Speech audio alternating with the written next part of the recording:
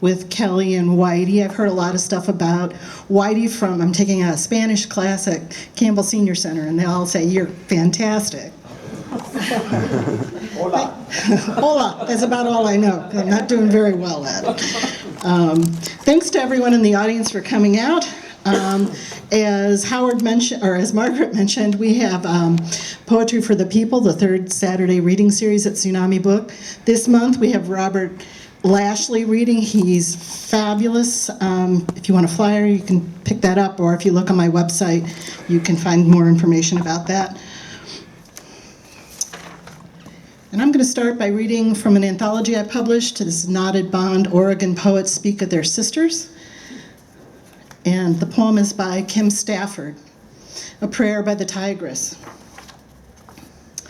Let me be the light from the morning star, the glimmer between worlds. I am what you cannot see at midnight or noon.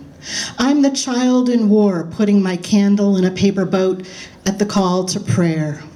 My mother says when I die, I will be a secret. Little boat, you are my sister, I put light in. Go find me a place to be. Allah is great, you are small. Go tell them your brother is here. My mother, my father, we are a secret. We are a boat, we are a light. We are the star that sees you. What we lost will be you, my mother says.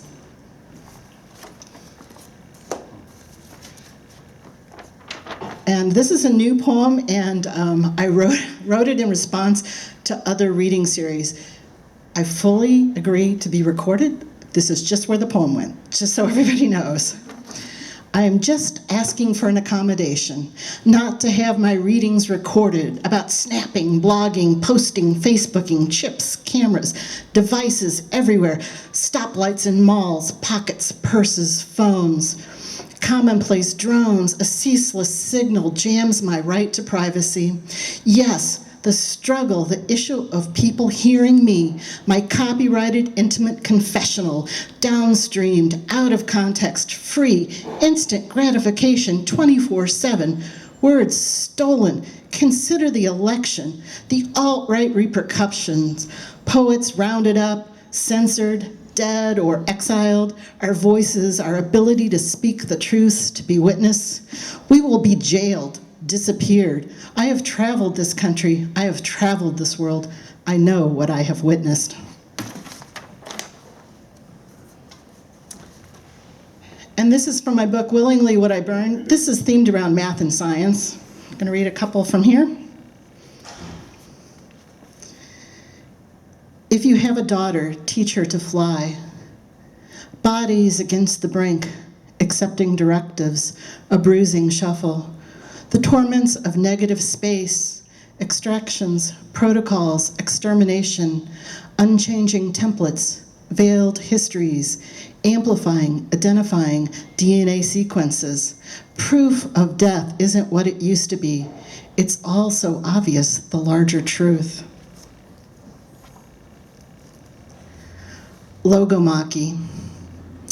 If love is a rhombus and all four sides are congruent, are you circumstance or coincidence? If love is a cyclone of gourds that cleaves the psyche, am I the right kind of wrong? If love is the actualization of existence, power acquiescing to truth, will you be my mistake twice? If love is famished and unsolved or calibrated like ghosts, weren't you once a ballerina?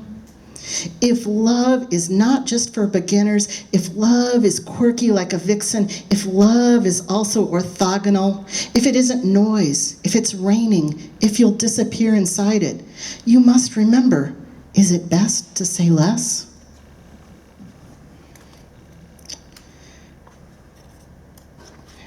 And this poem is after a poem by Wisława Szymborska. It's called Meanwhile.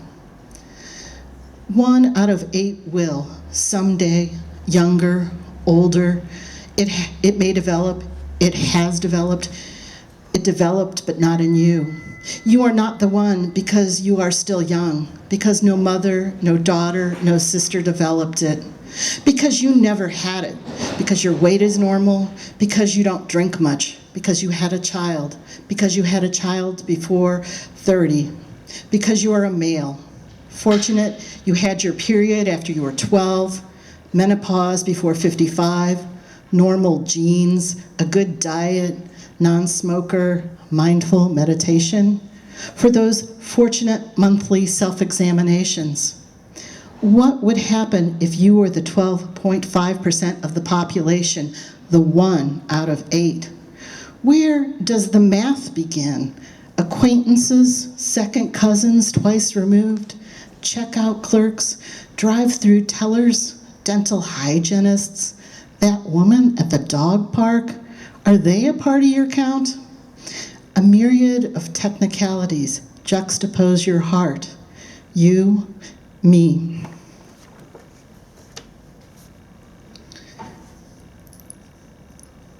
Salt.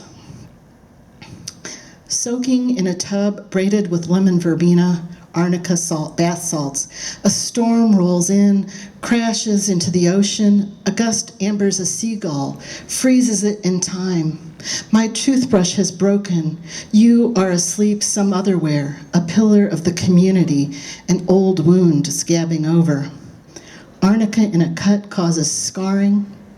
12-year-olds purchase White Lightning and Hurricane Charlie, bath salts laced with methadone and hallucinogens, snorted, smoked, or just plain shot up. Get out their knives, slit their throats, bellies, random body parts. In the end, they retrieve their parents' guns, barrels on the tongue, pull the triggers. Salt dries the cells until they are dead. I smacked my knee on the nightstand, the place between the soft, puffy skin and the bone, leaving an abrasion. And I don't usually do a lot of notes, but this is about my book, Becoming. And so excessive drinking over a period of years can lead to a condition known as alcoholic dementia, which can cause problems with memory, learning, and other cognitive skills. And a word in one of the poems you may not be familiar with is confabulation, which is the replacement of a gap in a person's memory by a falsification that he or she believes to be true. Becoming.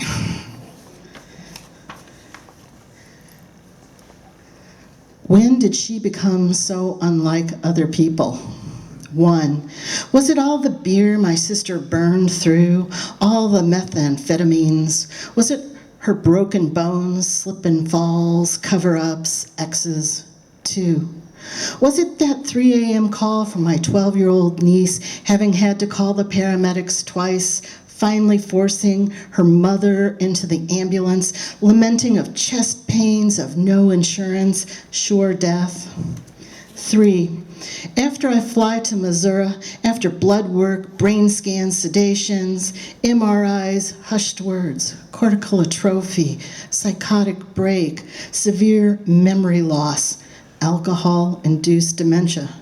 After the psychiatrists, lawyers, guardianships, conservatorships, Medicare, Medicaid, SSDI, after judges, facilities, administrators, after she's incompetent to drive or bathe or peel carrots or cut her toenails or care for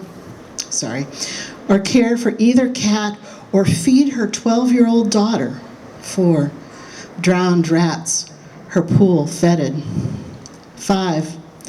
After we fill 150 plus trash bags, empty bottles of rum and vodka and port and tequila and blue Caraco and cream de menthe and Jack and Jen, half-full beer cans that should have been emptied but nothing sloshes, and 57 ashtrays deluged with ashes and butts and tabs, in dresser drawers or desk drawers or kitchen drawers, odd assortments of shoes and t-shirts, stock certificates, boxes empty and full, stems and seeds and opium and vials of lidocaine for numbing who knows what, and a broken down washing machine resting on her daughter's once white dance shoes, stagnant water and jumbles of clothes, and 2 cat boxes brimming with shit, and beds and tabletops and Tupperware caked in nicotine, and my God, the smell,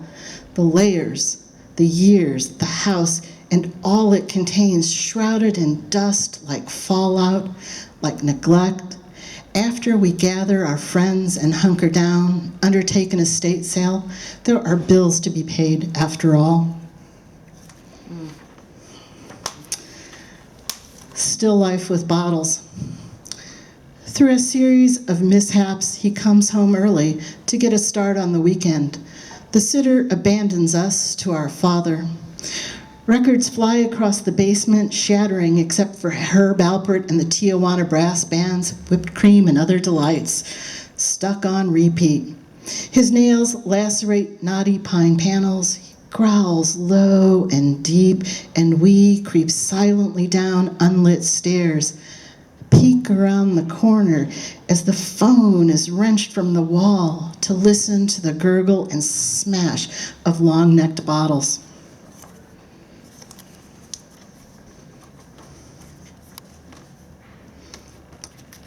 Homegrown. I told the story a million times, how I would no longer eat vegetables from the farm unless they were wrapped in plastic, how I would no longer eat things pulled from the dirt or plucked from trees. It never went as far as foregoing the consumption of milk or eggs, just fruits and vegetables. And later, the one time my father said he couldn't believe I was living in the land of fruits and nuts, I thought he actually meant fruits, like the ones wrapped in plastic, and not some stereotype he liked to invade.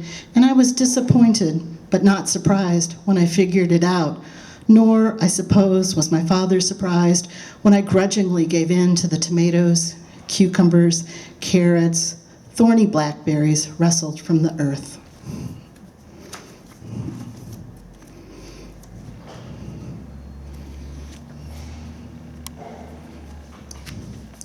Dad. I don't drink anymore. I never really drank. Anyways, you know that, don't you? Did I tell you that Dr. Soto said if I ever had another drink, my liver would give out? So, you know, I don't drink, right? Right? And you met Stella. Did you see her figure? She's thin.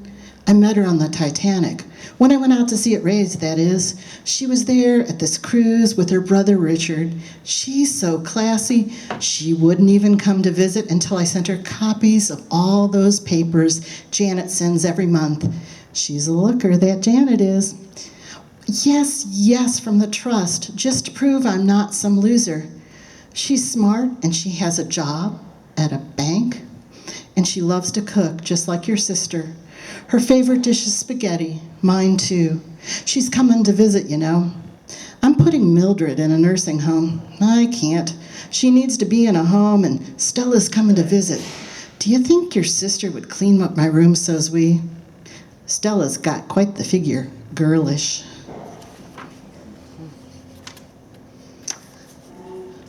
Please answer correctly. Confabulation. Have you ever boiled a kitten? Have you ever eaten a boiled kitten? Have you ever found a kitten? Was it wet? Do you still have those kittens? Have you ever seen one boiled? The doctor. Remember these words. Apple, Mr. Thompson, rocket. Apple, Mr. Thompson, rocket. Yes, good. Tell me the words. I asked you to remember. What words? CAT scan.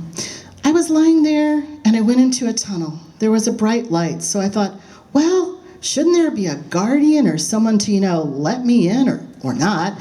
But I guess he was on break, so I thought I wasn't dead. And then this guy, he must have been God, told me to stand up and put my glasses on, but he never told me where the cat was. Thank you. Lab work. Did the nurse tell you what to do with the cup? Give you directions to the bathroom? tell you to turn the light on, unzip your pants, pull them down first, sit on the toilet, open the moist towelette, wipe, throw it in the trash can, pee in the cup, put the lid on it, wash your hands when you're done, open the door, put the cup in the bin, that the door opens left to right. Come back out of the bathroom, turn the light off, walk down the hall, return to the nurse. Diagnosis. No bleeding, brain injury, or skull fracture, no ruptured, leaking aneurysm, no stroke, no brain tumors, no changes in the paranasal sinuses, progressive cognitive loss. The cause of decline is not understood, and high cholesterol, which we can gladly fix with a pill. She remembers. She remembers the incessant curl of smoke, the clamor of beer cans, the cacophony, the silence before her mother imprints like a cookie cutter into drywall, her parents' first house.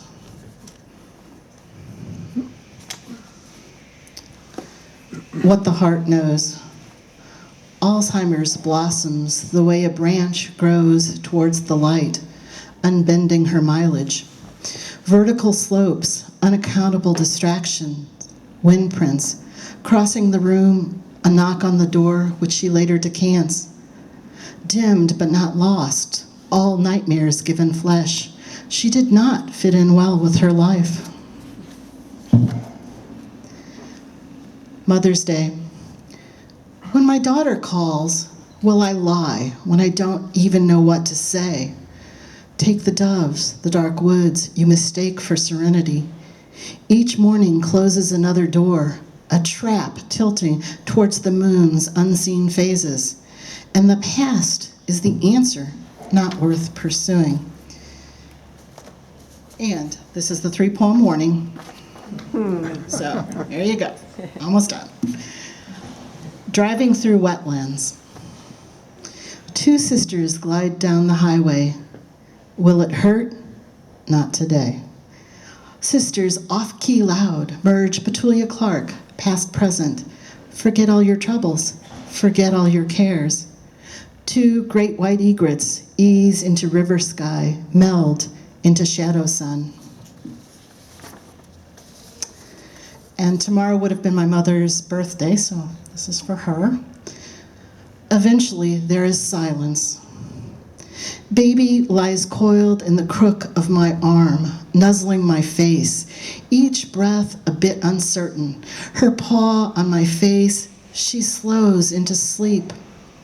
My mother crashed into the porcelain floor, a sleep she would never wake from. My sisters, we took up arms, battling brain aneurysm, lung cancer.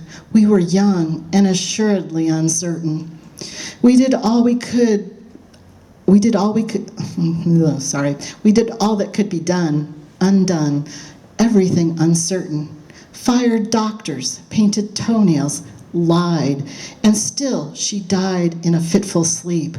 We told her she would get well, staring at tubes, IVs, her purpling arms.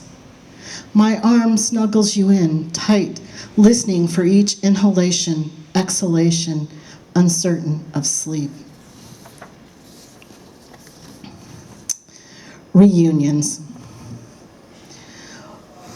Just had my 40th. Why keep the high school ring? Why fly 1,735 miles to visit a place I hate? Why drive by the houses, Pineview and Constance Court? Why all the poverty? Why drive by Mort Jacobs Park or the schools, Booter, Hake, but not Rittner Sr.? Why? Why buy the ticket, the $50 buffet? Why tolerate the noise, the heat, the intolerance? Why, when you insist you don't recall, would someone insist you do know them? Why rekindle the hurt? Why sit at the table full of already friends? Why try and talk to semi-total strangers? Why, after 40 years, don't things change? Why was it so damn good to see some people? Why wasn't there enough time to hear all their stories? My great-nephew asks me why in the world did I come back. He asks, do I have a job? Have I been to Paris? Could he come live with me next summer? And did I really like math? I say, I came to talk. Friendships wrought and lost, heart, loyalty, forgiveness, love and bad parents, lifelines and ways out. I say, I came back for you.